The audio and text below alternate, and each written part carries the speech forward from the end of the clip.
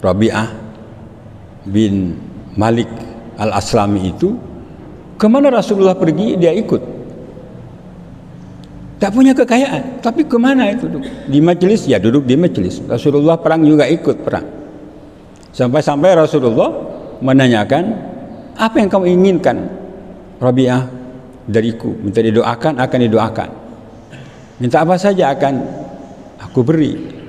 Saking payotangan hutang budi Rasulullah, kemana dia ikut terus itu, menjaga Rasulullah, mencintai Rasulullah. Tidak Rasulullah, aku tidak memiliki apa-apa dan aku tidak berencana untuk memiliki apa-apa itu, kecuali aku ingin bersamamu di dunia sampai nanti di surga. Luar biasa. Siapa yang memiliki hati seperti ini?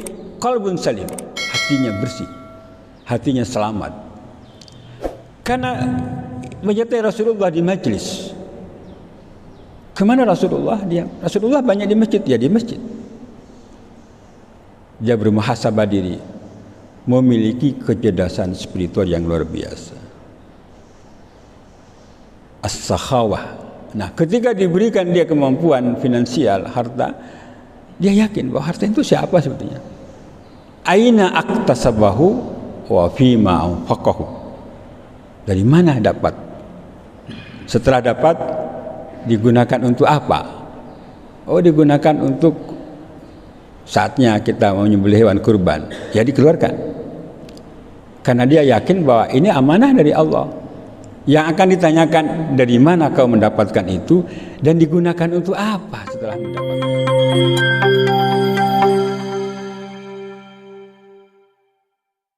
Bagi kita yang punya kerabat dekat dengan para hujjaj, para jamaah haji kita, insyaallah pagi ini agak siang sedikit kita doakan, karena para hujjaj, para jamaah haji itu sedang diberangkatkan dari Bandara Juanda menuju Jeddah di Abdul Aziz dan langsung melaksanakan ibadah umrahnya karena gelombang kedua. Kita doakan bersama-sama untuk para hujjaj itu diberikan keselamatan, kemudahan di dalam melaksanakan rangkaian ibadah hajinya. Tentu kita doakan juga saat kembali ke tempat ini dalam keadaan membawa haji mabrur. Al-hajjur mabrur laisa lahu jaza' illal jannah. Tidak ada yang pantas diberikan kepada mereka yang sudah mencapai haji mabrur kecuali al-jannah, surga dari Allah. Jamaah rahimakumullah,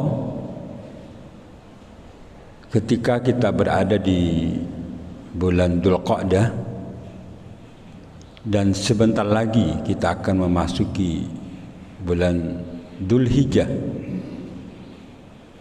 maka beberapa hal yang harus kita lakukan, baik ketika di bulan Dzulqa'dah ini maupun kita saat memasuki bulan Dzulhijjah. Insyaallah dalam kalender Hijriah kita akan memasuki tanggal 9 Dzulhijjah, itu bertepatan dengan hari Jumat. Dan saudara-saudara kita yang ada di Makkah Al-Mukarramah itu sedang wukuf. Dikenal manakala wukuf itu atau tanggal 9 Dzulhijjah itu hari Jumat, maka disebutlah dengan Haji Akbar. Dan besoknya tanggal 10 Dzulhijjah adalah hari nahar, 11, 12, 13 adalah hari-hari tasyrik. Dari setiap tahun insyaallah sudah punya persiapan bagaimana ketika memulai memasuki bulan Dzulhijjah kita buka lagi pemahaman-pemahaman bagi kita yang telah berniat, berazam untuk menyembelih hewan kurban, apa yang mesti kita lakukan ketika di awal bulan Dzulhijjah itu. Selama 9 hari misalnya dengan tidak memotong kuku dan seterusnya dan seterusnya. Walaupun dalam peringkat itu sunnah, tetapi kita harus memaksimalkan bagaimana beribadah ini sesuai dengan anjuran Rasulullah dan contoh dari Rasulullah.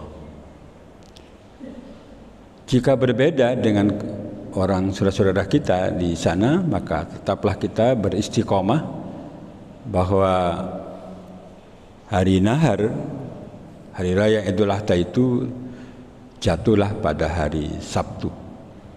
InsyaAllah takmir masjid ini sudah punya rencana dan kita tetapkan itu untuk kita bersama-sama melakukan salat Idul Adha tepat pada tanggal 10 Dzulhijjah. Kalau di kalender Masehi itu adalah tanggal 9 Juli 2022. Jamaah rahimakumullah, ketika kita masih berada di bulan Dzulqa'dah ini, tentu kita ingin tahu apa itu bulan Dzulqa'dah dan bagaimana Rasulullah dulu mengisinya di bulan Dzulqa'dah, Dzulhijjah, Muharram. Di dalam surat At-Taubah ayat 36, Inna iddatasy syuhuri indallah isna asyara syahran yauma khalaqas samawati wal ardh minha arba'atun hurum. Jadi Allah sudah menetapkan bahwa bilangan bulan itu isna asyara syahran, ada 12 bulan.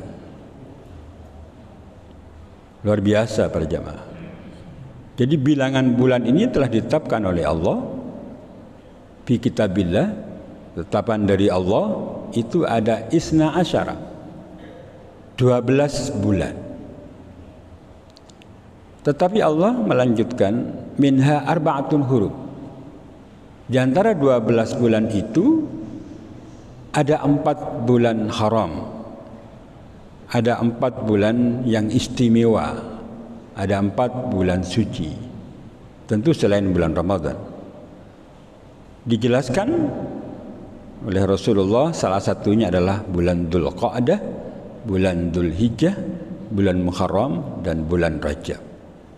Kita sekarang berada di bulan Dzulqa'dah dan sebentar lagi, tinggal 10 hari lagi kita akan memasuki bulan Dzulhijjah. Setelah itu kita lanjutkan ke bulan Muharram, di situ ada Asyura. Bulan-bulan ini banyak dimanfaatkan oleh Rasulullah untuk ada di majlis-majlis. Kalau disebut dengan majlis itu, Rasulullah punya majlis ya di masjid. Karena rumah Rasulullah itu ada sebelah timur, masjidnya ada sebelah barat, nyambung. Yang kita kenal dengan Raudhah.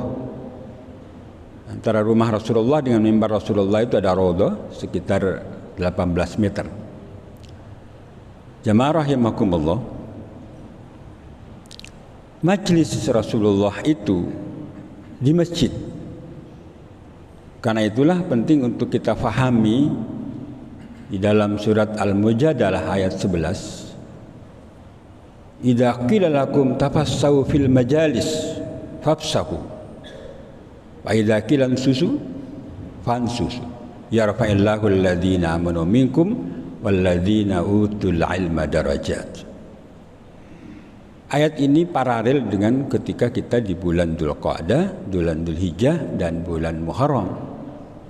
Rasulullah banyak berdiam diri, bermuhasabah diri, memperbanyak ibadah di majlis. Berlapang-lapang itu artinya berlama-lama, bersabar-sabar. Untuk apa? Bermuhasabah. Apa maqasid? Apa maksudnya Allah dengan cara ini? Rupanya pada ayat Al-Mujadalah ayat 11 itu Allah mengatakan yarfa'illahu alladhina amanu minkum walladzina utul ilma darajat. Allah mengangkat derajat orang-orang yang beriman yang ada di majelis itu.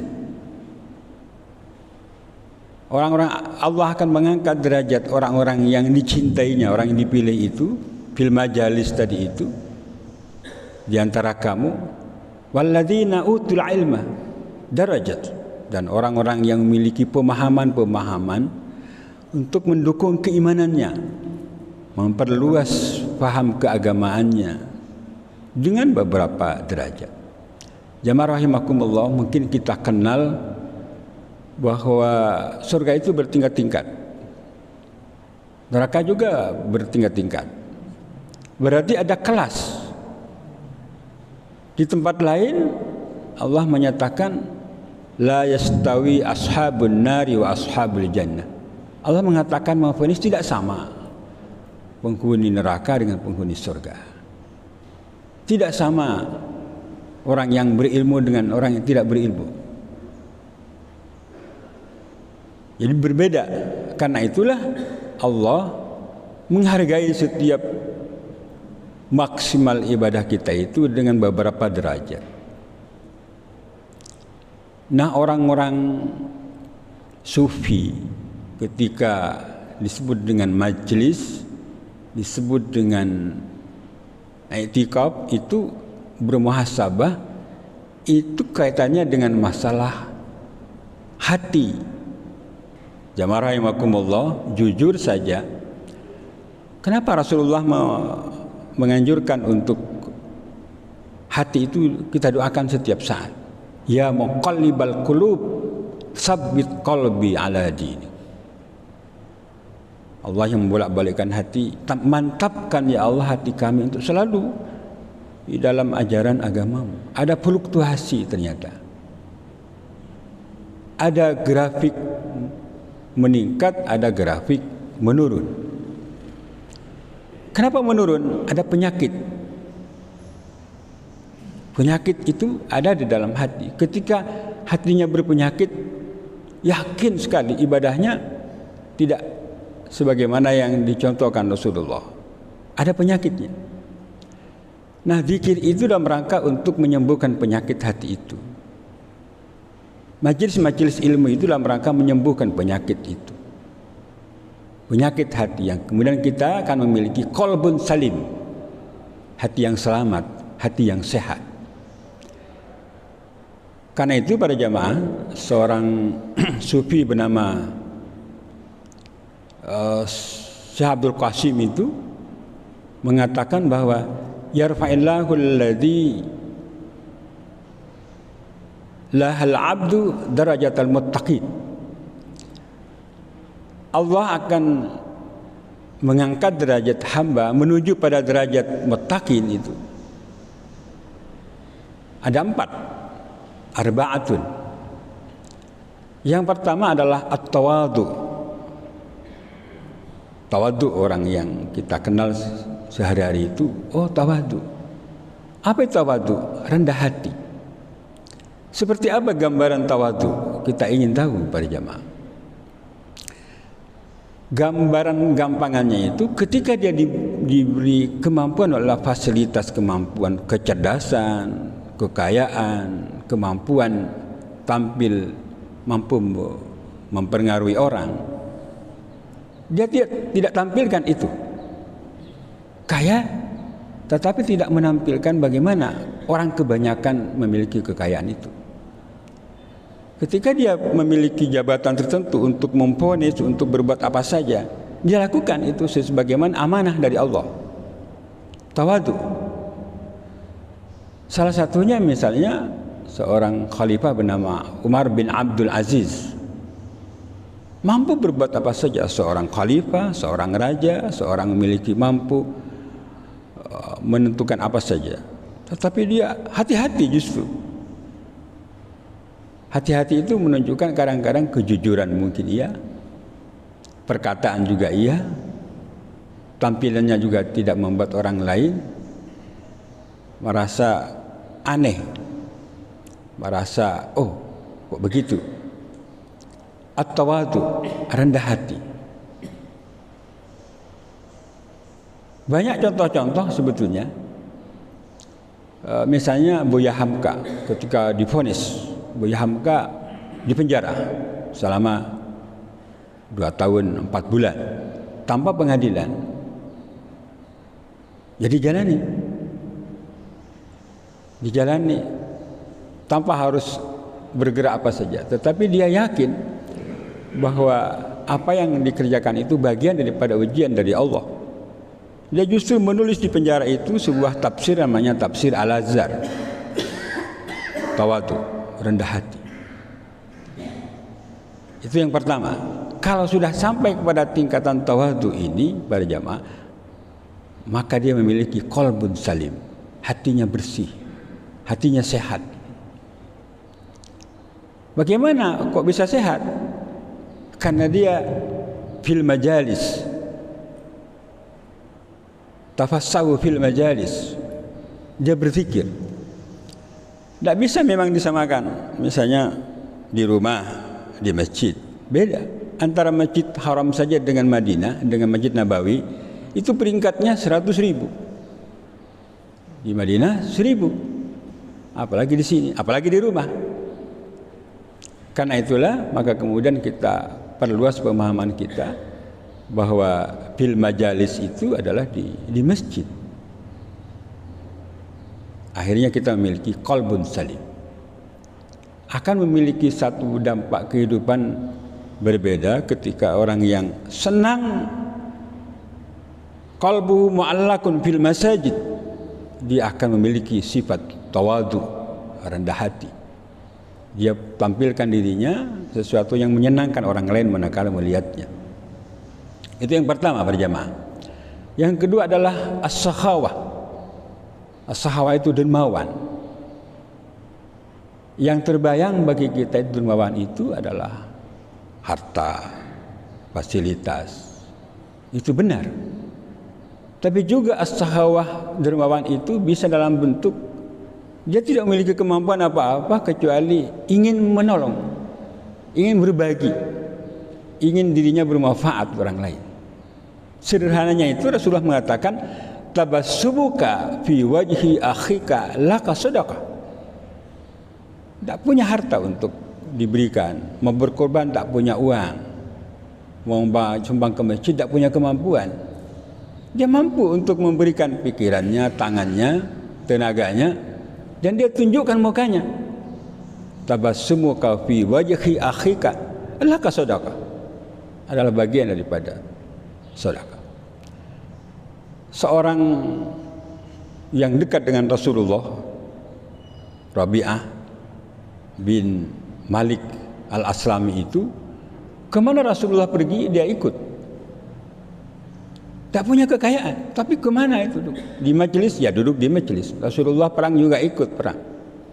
Sampai-sampai Rasulullah menanyakan, apa yang kamu inginkan Rabi'ah dariku? Minta didoakan, akan didoakan. Minta apa saja akan aku beri.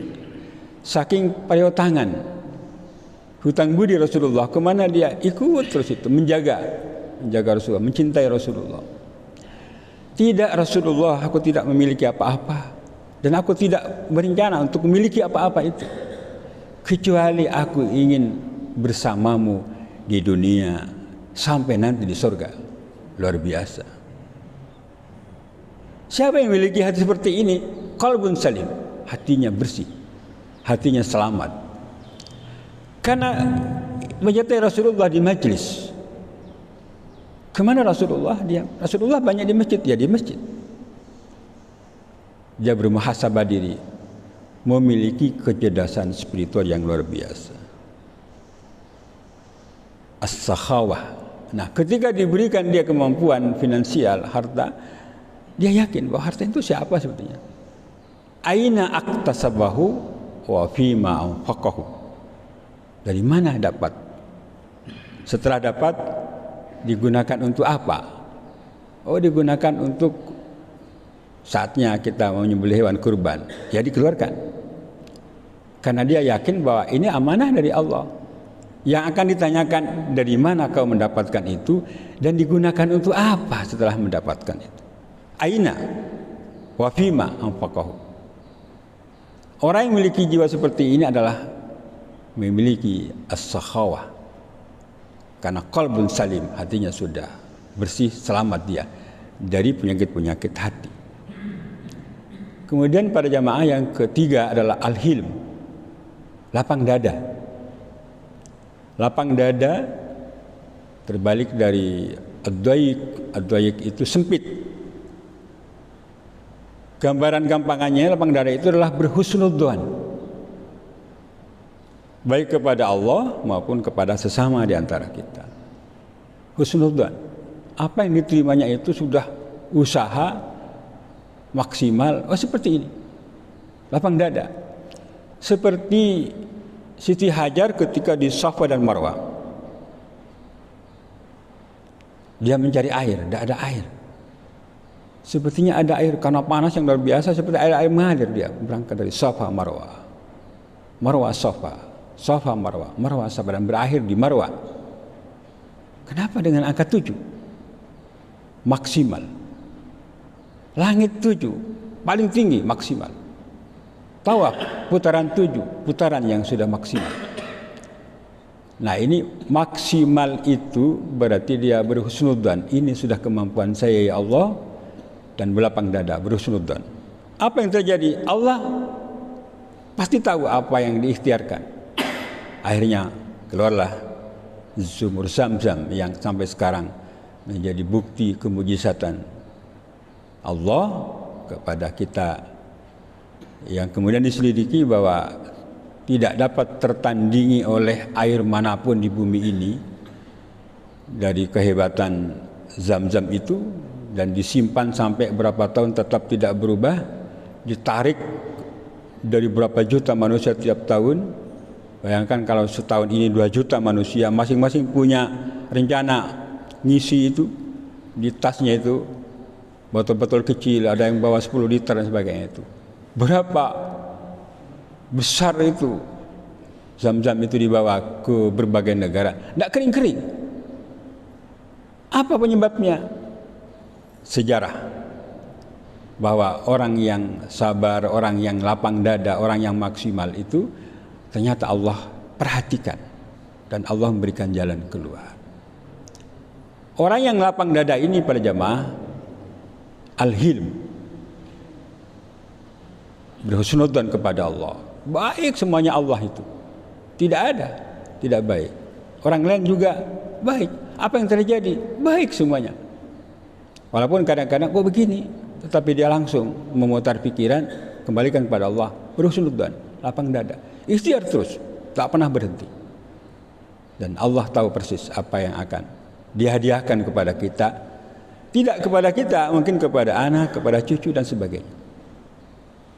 Dan itulah yang kemudian doa Nabi Ibrahim itu berapa ribu tahun sampai sekarang dengan kalimat Rabbi habli minas sholihin. Ya Allah, karuniakanlah kepada kami keturunan orang-orang yang soleh. Terjawab bertahun-tahun, beribuan tahun, sampai sekarang terbukti. Kemudian yang terakhir dari 4 hal yang menuju kepada derajat muttaqin itu adalah al-akhlaqul karimah. Akhlak karimah ini adalah tampilan dari hati yang bersih tadi itu. Akhlak Rasulullah yang sampai sekarang dikagumi, walaupun ada juga yang sekarang di India itu diunjuk rasa oleh orang Islam sedunia yang menghujat Rasulullah. Hanya 2 manusia saja yang berbicara, tetapi seluruh dunia tidak terima dengan hujatan itu.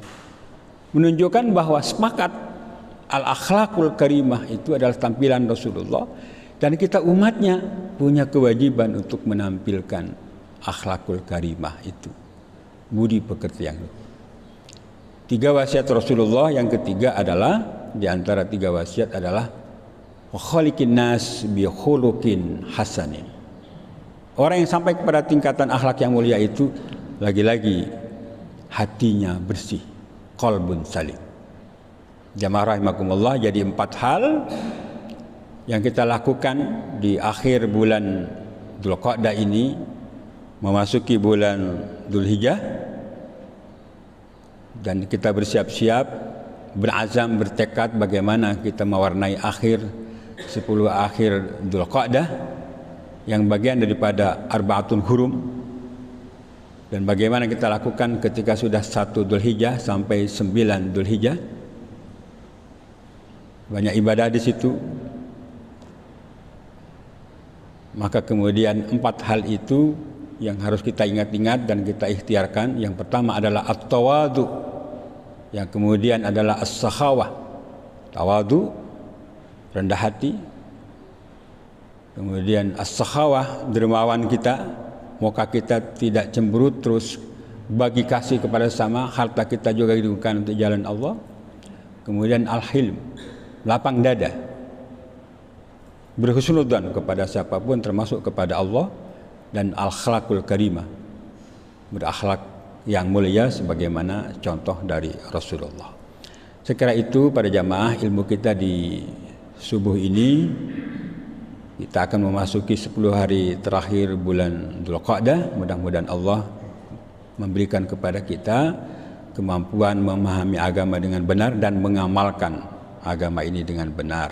Subhanakallahumma wa bihamdika asyhadu an la ilaha illa anta astaghfiruka wa atubu ilaik. Assalamualaikum warahmatullahi wabarakatuh.